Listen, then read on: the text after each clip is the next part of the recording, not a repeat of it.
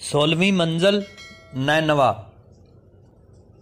جب قافلہ امام حسین علیہ السلام نینوا پہنچا اور نزول اجلال فرمایا تو ایک مسلح ناکا سوار کمان کاندھے پر رکھے کوفہ کی طرف سے ظاہر ہوا اور ناکا کو بہت تیز دوڑاتا آیا۔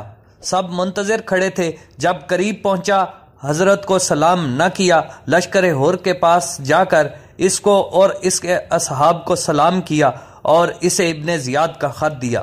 ہور نے جب خط کھولا دیکھا تو لکھا تھا، جس جگہ میرا قاصد تم تک پہنچے حسین ابن علی کو مہلت نہ دو اور ان پر سختی کرو اور ایسے جنگل میں اتارو جہاں مطلق پانی اور آبادی نہ ہو۔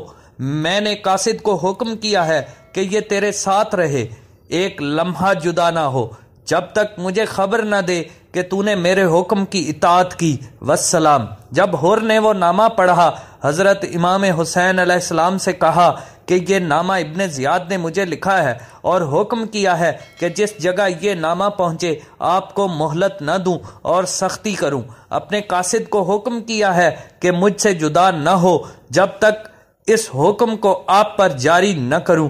یزید ابن مہاجر کندی نے جو اصحاب حضرت امام حسین علیہ السلام سے تھے، قاصد ابن زیاد کو پہچانا۔ ابن مہاجر نے اس بے حیا سے کہا، ماں تیرے ماتم میں بیٹھے یہ کیا پیغام لایا ہے؟ کہا، میں نے اپنے امام کی اطاعت اور بیعت پر وفا کی ہے۔ ابن مہاجر نے کہا، تو نے اپنے پروردگار کی معصیت کو دنیا اور آتش عقبہ اپنے لیے مہیا کی۔ تیرا امام سب سے بدتر اور ان اماموں میں سے ہے جن کے حق میں خدا فرماتا ہے، یعنی ہم نے کچھ امام ایسے بھی بنائے جو لوگوں کو آتش جہنم کی طرف بلائیں گے۔ ہور نے کہا، آپ کو مقام بے آب و گیاہ و آبادی میں اترنا ہوگا۔ حضرت نے فرمایا، وائے تجھ پر اے ہور، ہم کو نینوا یا غازریہ یا شفتیہ جانے دے تاکہ ایسی جگہ منزل کریں جہاں آب و آبادی ہو۔ ہور نے کہا، ابن زیاد نے قاصد بھیجا ہے، میں اس کے خلاف نہیں کر سکتا۔ ابن زیاد نے اس کو بطور جاسوس میرے اوپر متعین کیا ہے۔